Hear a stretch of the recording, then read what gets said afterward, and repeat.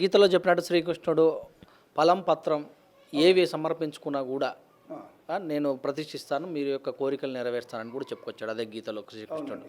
So మరి ఈ యొక్క అంటే ఏవైతే యాగం చేసేటప్పుడు గోవు యొక్క నెయ్యి మరి నవధాన్యాలు అన్నిటి కూడా మరి అగ్నిలో ఆజ్యం చేయటం అనేది అవివేకం అనే వాళ్ళు కూడా చాలామంది ఉన్నారు. దీని గురించి పత్రం పుష్పం ఫలం తోయం యోమే భక్త ప్రయశ్చతి తదహం హృతమశ్నామి ప్రయతాత్మన అని గీతాచార్యుడు చెప్పినటువంటి విషయం నిజమేనండి.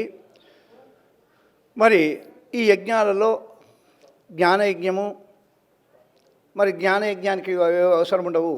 అయితే మనము గృహస్థులం కాబట్టి ఈ హోమంలో వేసేటువంటి ద్రవ్యం వల్ల ఆవు నెయ్యి, నవధాన్యాలు, నవగ్రహ సమిధ వల్ల ఒక వాయు కాలుష్యం వస్తుందండి. వాయు కాలుష్యాన్ని తగ్గిస్తుంది, వాయువు వస్తుంది. ఆ వాయువు ఎంత దూరం వస్తుందో రోగాలు తగ్గుతాయండి. ఉదాహరణ చెప్తాను. ఒక ఆస్తమా పేషెంట్ వచ్చినాడండి. వచ్చి నేను యజ్ఞం దగ్గర కూర్చోలేను, నేను కూర్చుంటే నాకు దగ్గు దమ్ము ఆయాసం వస్తుందంటే యజ్ఞం దగ్గర కావాలని కూర్చోబెట్టాము, ఆయనకు తగ్గిందండి.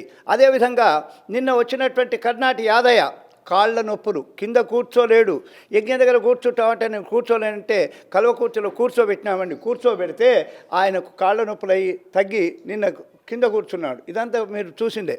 అయితే ఇక్కడ ఆ ధాన్యం ఎందుకు వేస్తున్నామంటే రామాయ స్వాహ అంటే రామునికి చెందుతుంది, కృష్ణాయ స్వాహ కృష్ణునికి చెందుతుంది, గోవిందాయ స్వాహ గోవిందునికి చెందుతుంది. అయితే దీంట్లో మరి అన్యలా భావించవద్దు.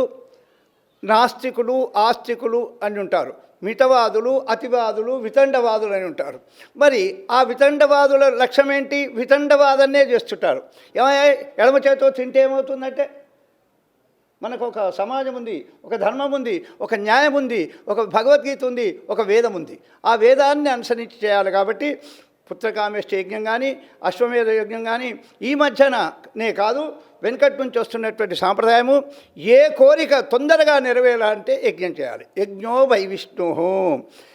అదిగాక యజ్ఞాద్భవతి పర్జన్య, పర్జన్యాదన్న సంభవాత్. యజ్ఞం వల్ల వర్షాలు వస్తవి. ఏమండి వస్తాయా? సైన్స్ వాళ్ళు అడగొచ్చు, వితండవాదం చేసేవాళ్ళు అడగొచ్చు. ఇక్కడ ఉన్నటువంటి ధూమము, పొగ, యజ్ఞ పొగ వల్ల మేఘాలు ఏర్పడతాయి, మేఘాల వల్ల వర్షాలు వస్తాయి, వర్షాల వల్ల పంటలు పండుతాయి, పంటల వల్ల జీవరాశి అంతా కూడా సుభిక్షంగా ఉంటుంది. ఇది యజ్ఞానికి మూలం. కాబట్టి యజ్ఞము ప్రతి ఒక్కరు చేయొచ్చు. చిన్న యజ్ఞం చేసుకోవచ్చు, పెద్ద యజ్ఞం చేయొచ్చు. యజ్ఞం ఏదైనా మొట్టమొదలు హోమము, హవనము, యజ్ఞము, యాగము, క్రతువు, మహాక్రతువు, అతిక్రతువు ఈ విధంగా ఉంటాయి. కాబట్టి అందరూ కూడా యజ్ఞం చేయొచ్చు. తప్పకుండా ఫలితం కావాలి, తొందరగా ఫలితం కావాలంటే మాత్రం యజ్ఞమే శ్రేష్టం.